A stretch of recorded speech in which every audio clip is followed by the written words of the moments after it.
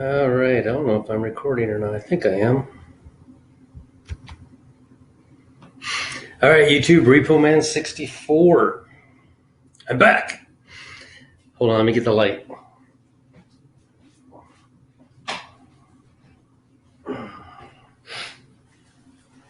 All right, I'm still working on this.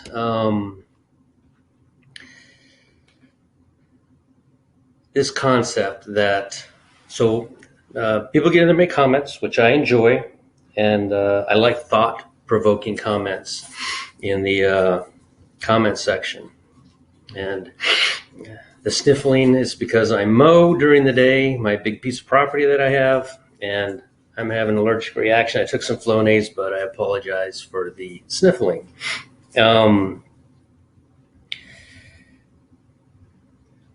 What calendar should we use? There's so many of them. There's so many calendars. Which one is the right calendar?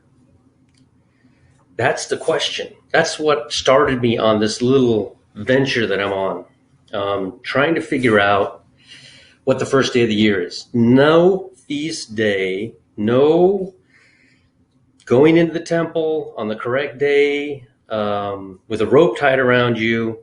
None of those things will matter if you don't know the first day of the year. The Bible says in the second month and the 17th day, in the fifth month and the 9th day. God doesn't use our days. These days that we have named our days are pagan. They have nothing to do with the Bible. Sunday through Saturday has nothing to do with the Bible. Enoch was the first. Why do we listen to Enoch? He's not in the Bible. Actually, he is. He's written, I believe he's mentioned in the Bible 8 times. So is the book of Jubilees, the book of Jasher are mentioned in there. Who was the very first one to have a calendar? It was Enoch.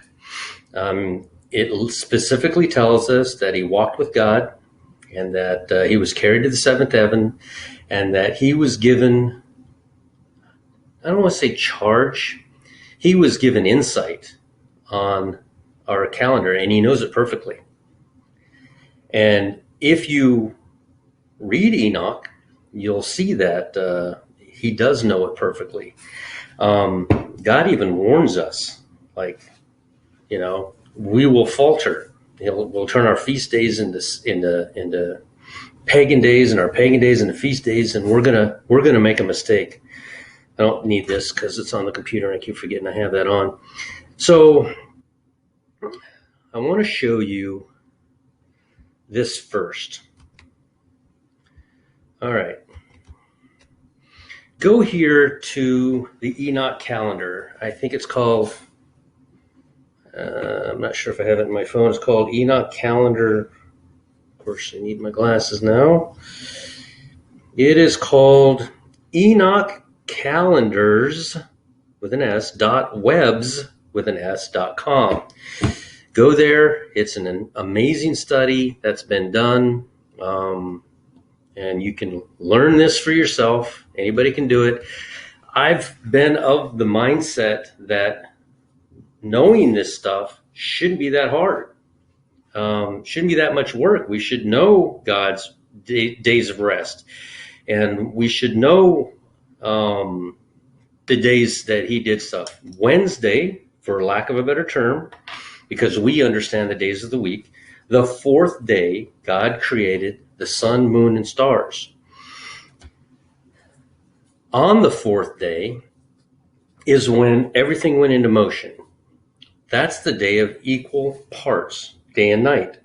He did this, what we would call March 17th. Think about it for a second. I mean, seriously, just naming your first day of the year in the middle of winter, it doesn't even make sense. Wouldn't you name it the first day of spring? Wouldn't that be your first day? Now, spring is March 20th at the equinox. Now, the equinox is when the sun is right over the equator. The equalux, however, is the day God created time itself. This is the day where it is equal parts over Israel.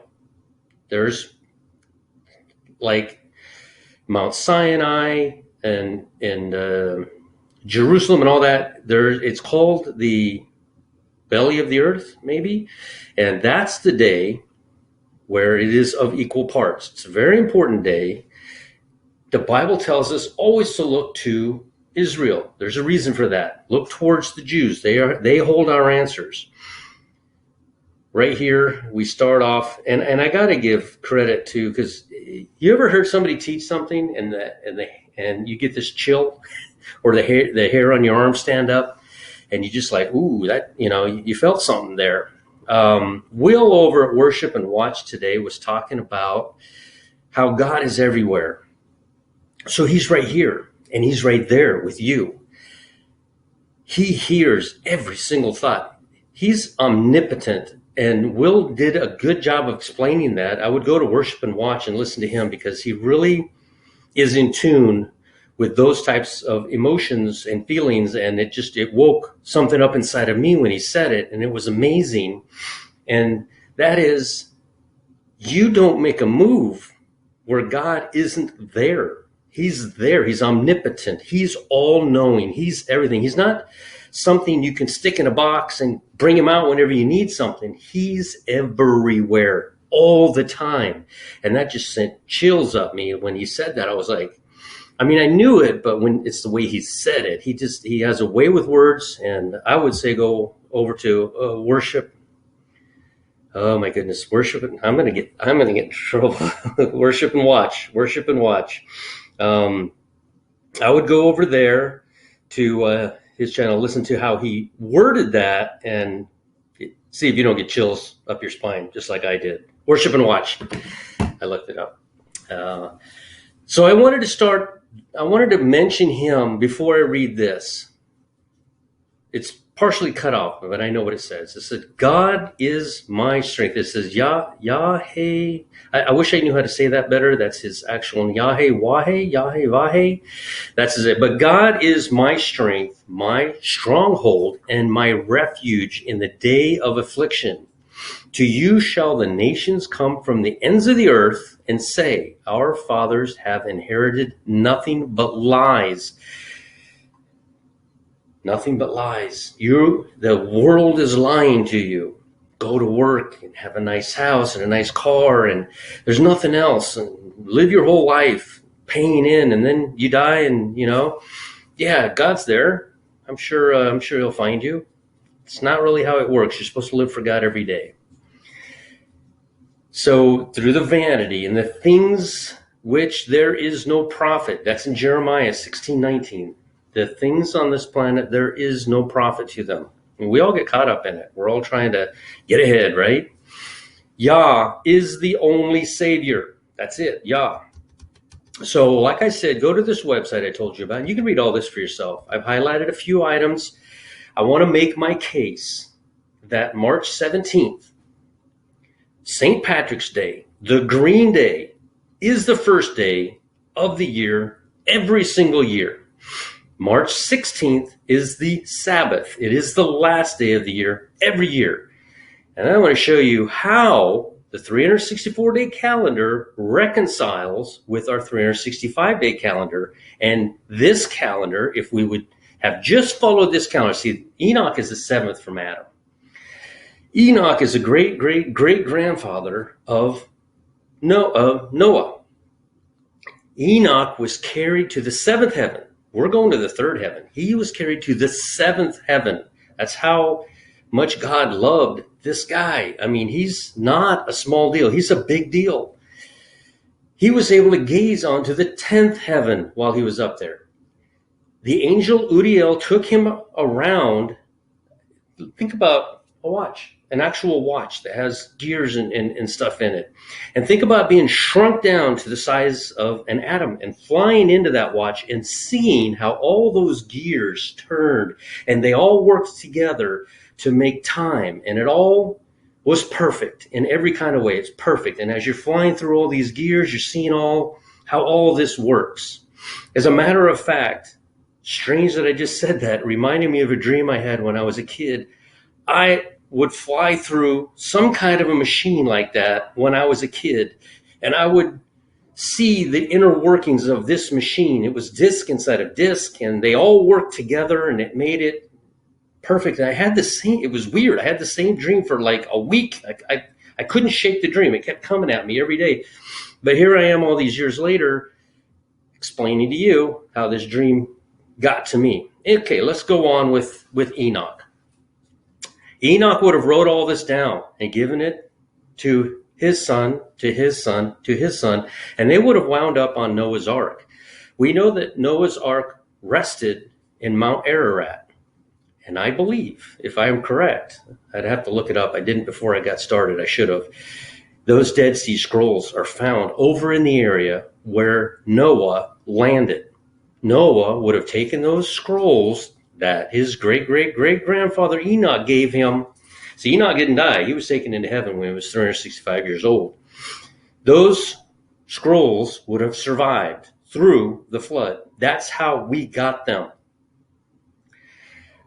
So going on from there, Enoch, let's just go on with Enoch. I just want to support the fact that Enoch is not a nobody, and Enoch was a very important part. And Enoch writes how, he explains how we've been mistaken on our calendar for so long. And I've read this several times, and I can't shake the feeling that March 17th is the first day of the year, every single year, no matter what, period, first of the year.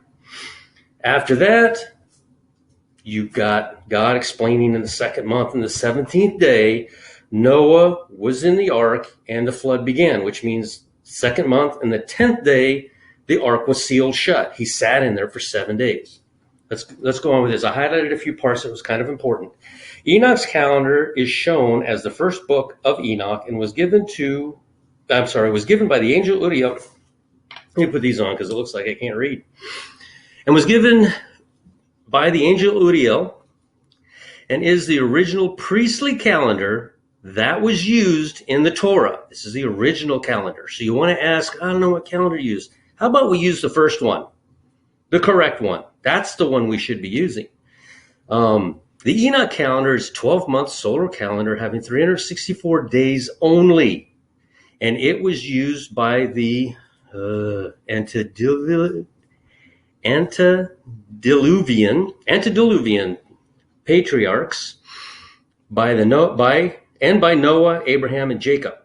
It was taught to Moses by angel Yah. So now here we have angel Uriel teaching this to Enoch, but we have the angel Yah coming to teach it to Moses, probably to reiterate it.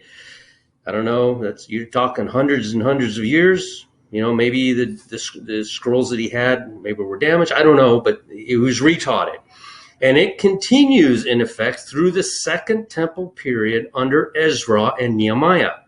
It was the official Hebrew calendar until the 2nd century BCE, before Christ, BC, 200 years before Christ, when King Antiochus the fourth Epiphanes ended the use of the Enoch calendar and forced the Hebrew people to observe the lunar calendar.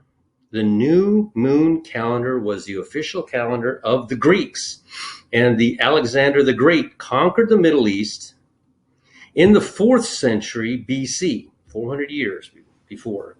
The lunar calendar was introduced and was gradually accepted by most of the people except the Hebrew people. They stuck to their guns. They knew God's calendar was the correct one. In 172 BC, King Antiochus appointed Menelaus, they had some names back then, and as Jerusalem's high priest to introduce the Greek way of educating the young people, and to completely, says, Hellenize the Hebrew people, who also sent a senator from Athens to give the Hebrew people an ultimatum to forsake the laws of their God and to follow the king's orders and to put to death So most of the Hebrew people followed the king's orders to save their families, and many were put to death. Some of those, the Hebrews said, no, we're not following your laws. We're going to follow God's, and they were put to death for it. They're going to live forevermore. They're okay. God's going to resurrect them. They're going to be fine. King Antiochus forced the Hebrew people to celebrate the birthday of the month every month at the time of the moon's first visibility. So we have a problem. They're paying attention to the moon. The moon does not regulate time. It regulates crops and it regulates high and low tides. It does not regulate time. All right, let's go on down here. I highlighted some parts. This is all a good read. You literally should get this and read all this. King Antiochus took away the freedom of the Hebrew people to worship Yah and forced them to honor Zeus. You know Zeus. We've read about Zeus. These cartoons still talk about Zeus.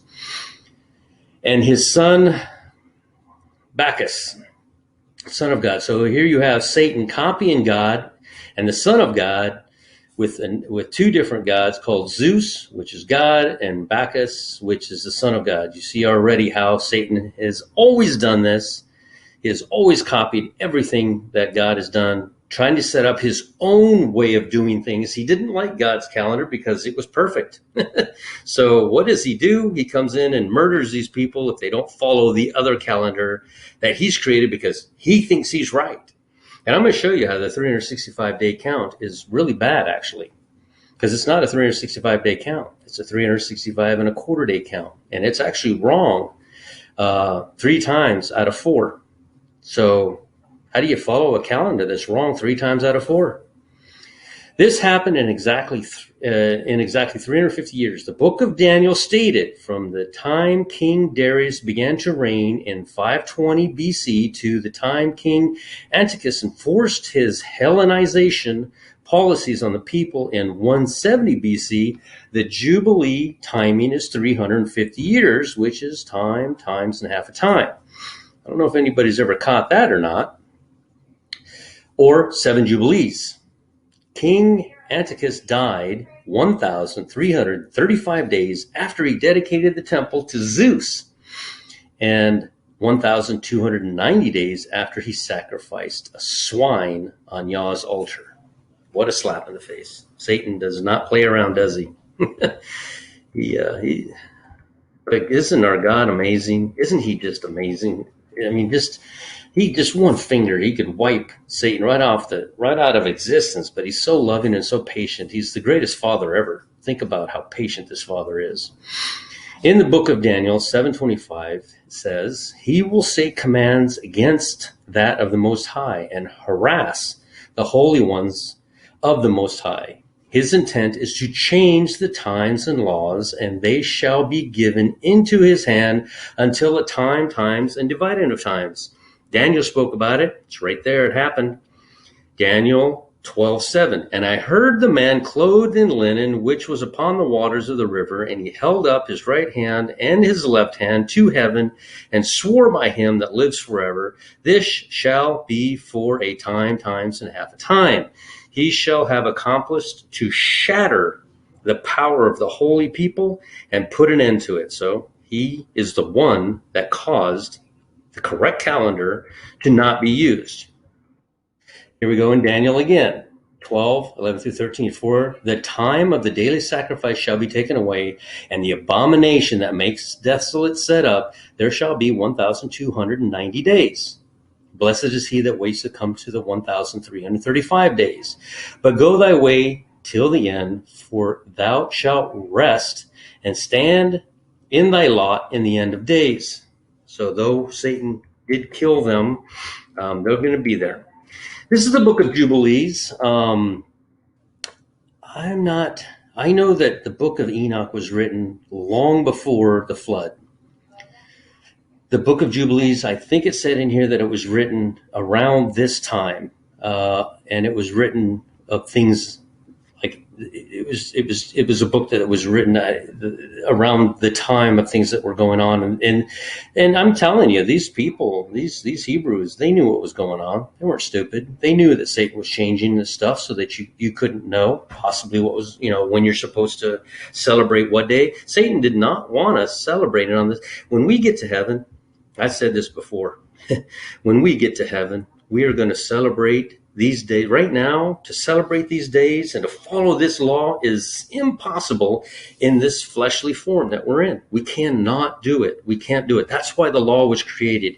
You cannot follow the law. It's impossible. But we will revel. We will be so into this law this law is not changing. This law is not going away. We might be under grace. We are under grace. But this law goes nowhere. This law will be held in heaven for all eternity. And it's going to be like, hey, we have to go to Jerusalem to celebrate this to the Lord. And it's not going to be like, oh, man, it's going to be like, yes, I'm off work. I don't have to do anything. It's a vacation in Israel for a week. Let's go. It's going to be so fantastic, so much fun to follow these laws when we're able to in our eternal bodies. It's going to be incredible. Let's get back to this. This is the book of Jubilees again. And all the children of Israel will forget and will not find the path for the years. And I will forget and will forget the months, seasons, and Sabbaths, and will go wrong as to all the order of the years. For I know from the henceforth I will declare it unto thee. And it is not of my own devising for the book of lies written before me. And on the heavenly tablets and divisions of days is ordained, lest they forget the feasts and the covenant and walk according to the feasts of the Gentiles after their error and after their ignorance. For there will be those who will assuredly make observations of the moon, how it disturbs the seasons and comes in from year to year 10 days too soon. We are not to pay attention to the moon in any fashion to figure out when the true new year is. Not to do it. The true new year is March 17th. That's it. It's always March 17th. The true Sabbath, the last day of the year, is always March 16th. The day of equal parts is either, I think it says in here it's March 16th. Some say 16th, some say 17th. But the fact is, it's the true Sabbath. That is the true Sabbath, March 16th. That's where all Sabbaths begin. So what happens the next day? For lack of a better word, Sunday, the first day of the week. The next day, March 17th. Let's go down here. My daughter showed me how to put this on here in a form that I could highlight. So very happy. I don't know what that is. I was very happy when she's so smart. Sometimes she's not always smart, but she is pretty smart. I think she watches my videos. I think I just got myself into trouble. So, all right, first day of the year. It's the day, or maybe it's the last Sabbath, but it's 1670. Equal to the day and the year is exactly as to its days 364. 364. How do we reconcile that when the earth goes around the sun in 365 and a quarter days? I'm going to show you, because God told you. He told you in the Bible, and we missed it. And I'm going to show you. This is incredible. The Gregorian, 365, 366. Remember, we have 1 year where we have 366 days because February has an extra day in it. It's called sidereal time calendar. Cannot be reconciled with the Enoch 364-day holy calendar. Just as the Gregorian 365, 366-day sidereal time calendar cannot be reconciled with the Jewish 354, 384 religious calendar, as they are different time calendar systems. However, the adjustments that are made towards the end of the year on the Gregorian calendar Now, remember, they make an adjustment in February. And here it says towards the end of the year. Why is it towards the end of the year in February when that's our beginning of the year? Because they're still counting March 17th as the beginning. So February would have been December, technically. So they stop by taking out the added 365th day, the Ides of March, and the 366th day leap day, and have 364-day year. These adjustments were made towards the end of the year, February 29th, and therefore the corrections have to be made before the end of the year, before the equalized day of March 16th. That's the equalized day. That's the day in Jerusalem where the sun is exactly 12 hours of light and 12 hours of darkness in Jerusalem. Perfect. It's perfect on that day. It is the day of equal night, and equal day in Jerusalem at a latitude of 31 degrees north. And it is the day of equal night and equal day in Abraham's city of Ur. And it's equal day of equal night, equal day in Al-Jazah. I don't know what Al-Jazah is. At the great, it's against the plate. It's Giza, where the pyramids are, 30 degrees north. And in that day of equal night and equal day at Mount Sinai, at latitude 28 degrees north. Mount Sinai in Egypt is parallel to, and I lost it.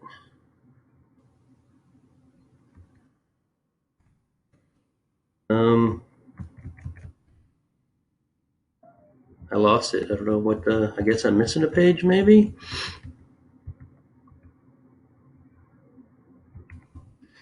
Parallel, Mount Sinai in Egypt is parallel to, I guess it just names Elam, Tabuk, Saudi Arabia, and they're all right there at the 30 degree, and that is the day. Oh, that may be real. That may be the real Mount Sinai. Oh, I see what they're saying. So they're trying to locate the true Mount Sinai. All right, we'll come on down here. March 16th is the last day of the year, the 364th day, and is the day of equal night and day in Jerusalem, with the sunrise and sunset times occurring at 5:48 and solar noon occurring at 11:48. March 16th, the seventh day Sabbath, and sets the seventh day Sabbaths for the next year, all of them, on both the Enoch calendars and the Gregorian calendar. March 17th is New Year's Day in every year, but the world is calling it St. Patrick's Day. Let's go on down. All right, I thought this was pretty cool. This is where I'm telling you. So this is that day. This is that extra day, and this explains. Well, this explains the extra day. This is where it is. We know down here, you can see in yellow, March 16th is the Sabbath.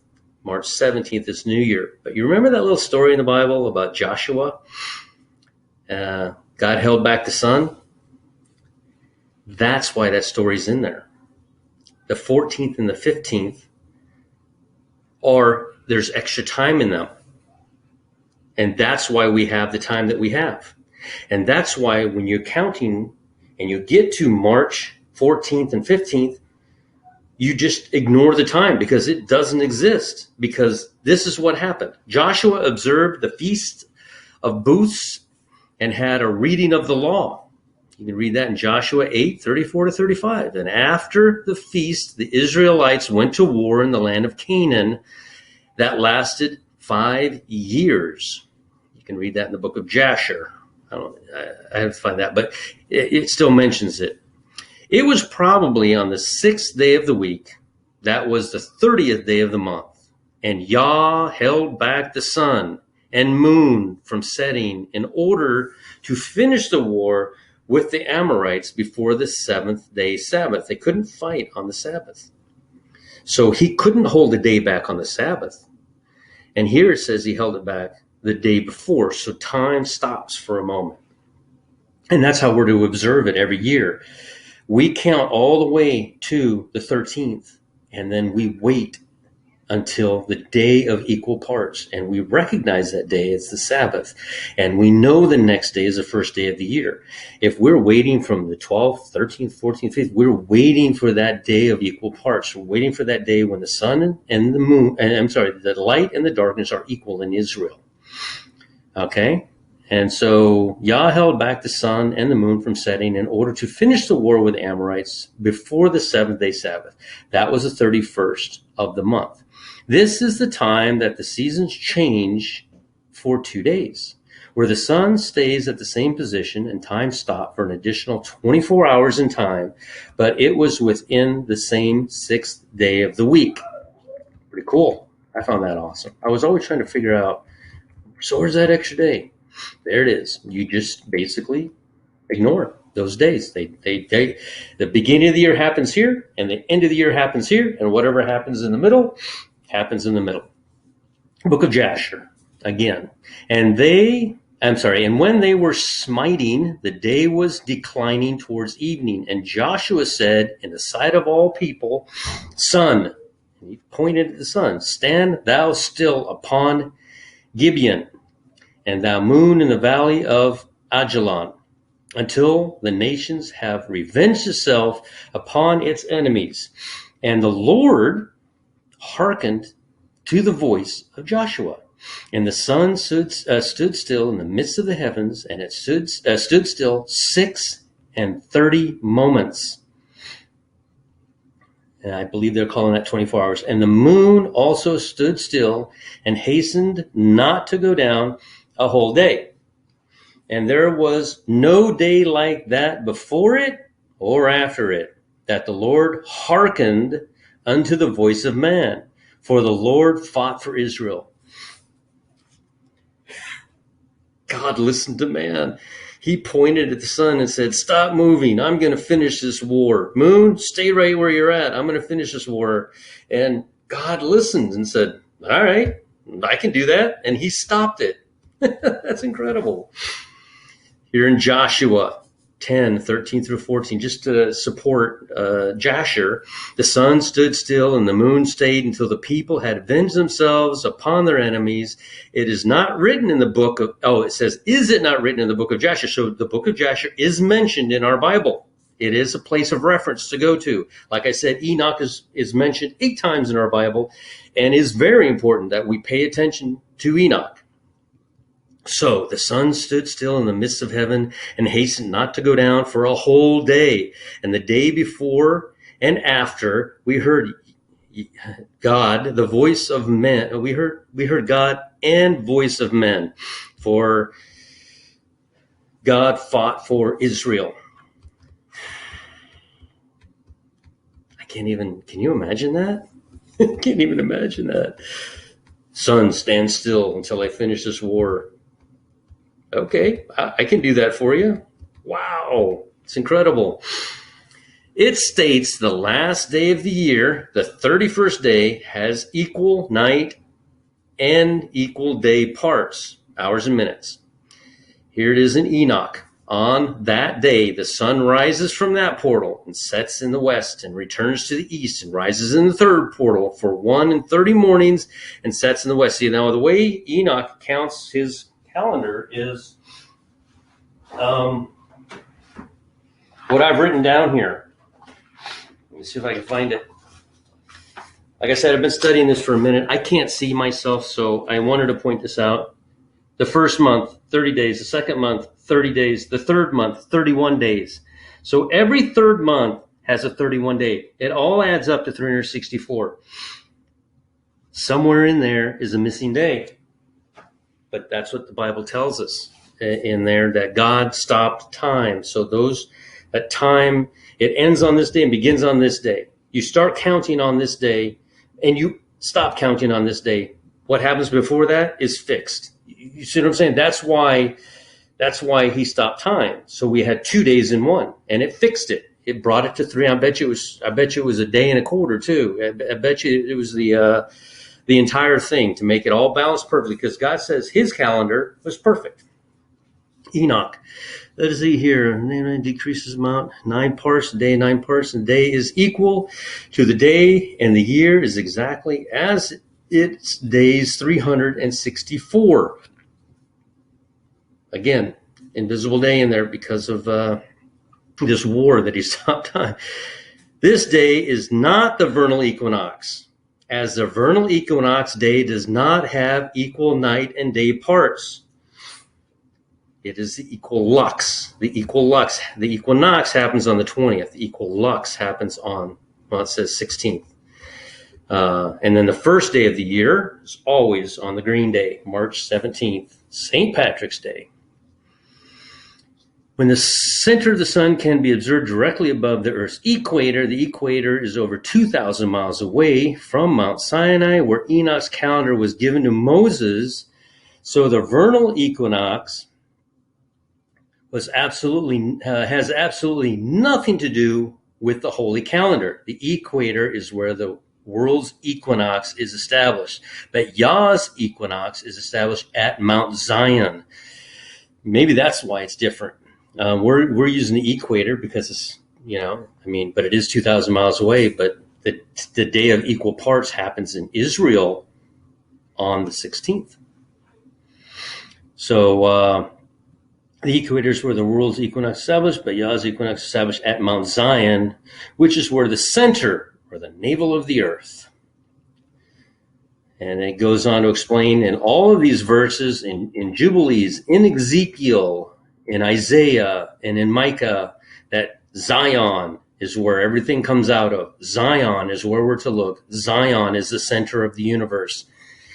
That's where we're to pay attention. The vernal equinox day is actually an annual holiday for the resurrection of the sun god Attis, who was worshipped by the Roman Empire. Man, those Romans did a number on the Hebrews back in the day, didn't they? See how far away it is? That's why it's 4 days off. Their calendar is 4 days off. March 17th is correct. I did this again. If I were you, I would go in there and read.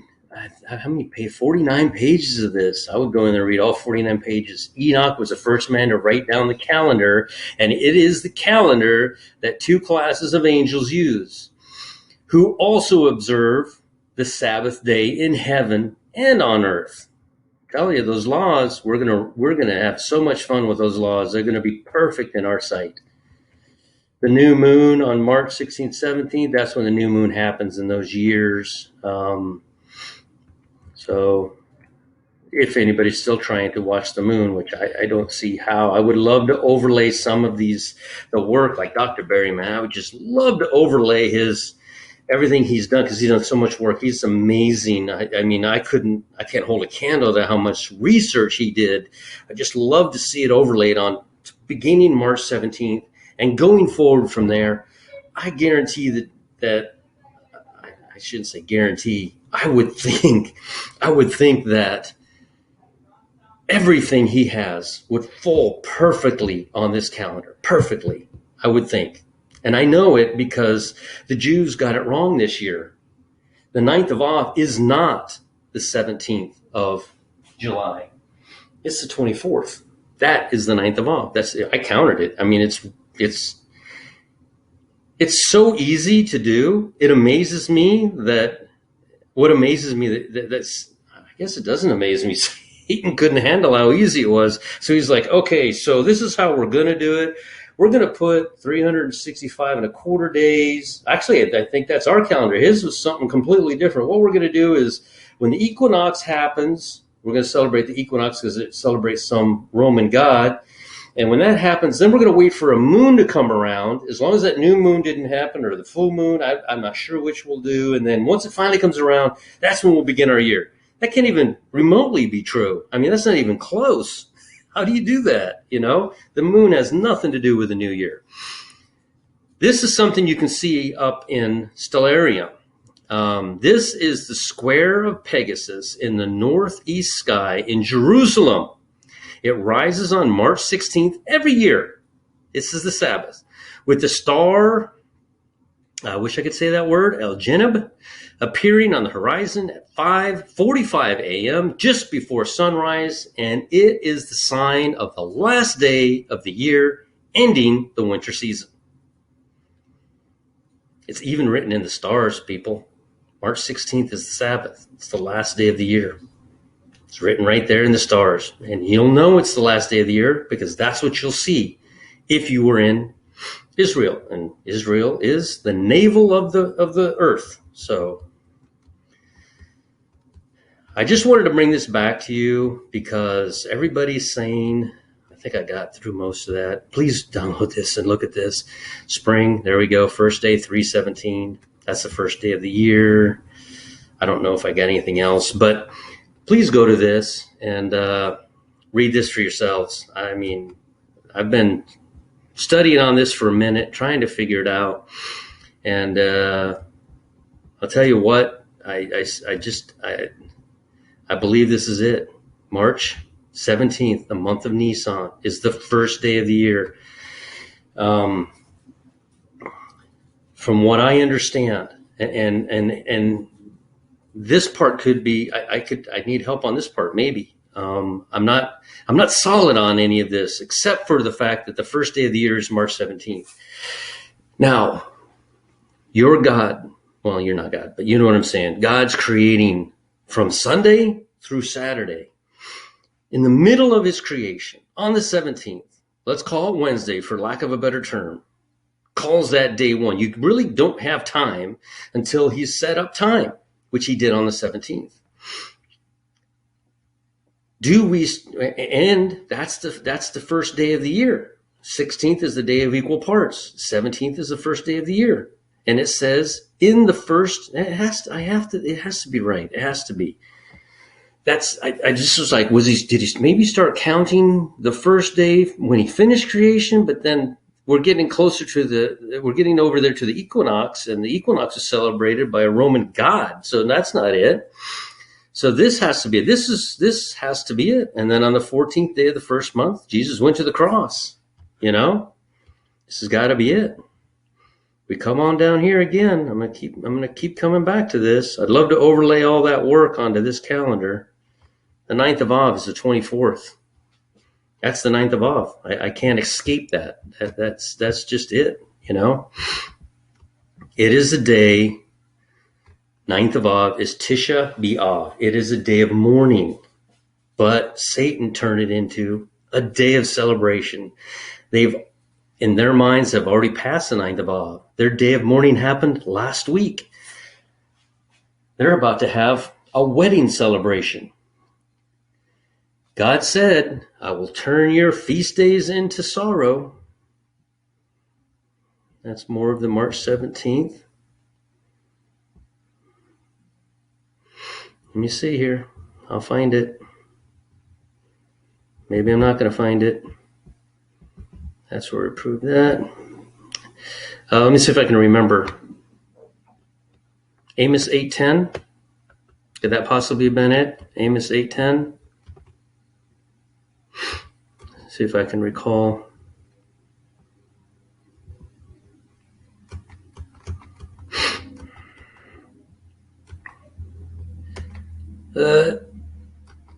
Whoops, I hit the wrong one. Amos 8. And I will turn your feast into mourning, and I will turn your songs into lamentations. I will bring up sackcloth upon all loins and baldness upon every head, and I will make it as the mourning of the only son, and the end thereof as a bitter day. They are celebrating on this day. The brides go out into the field. They run around the vineyard or the cornfields or whatever they want to call that field. And young men come and take themselves brides.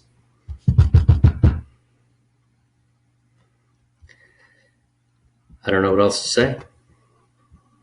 I don't know what else to say to that. So I've gone on a little bit longer than I wanted to, but I wanted to reiterate that, March 17th looks like that day.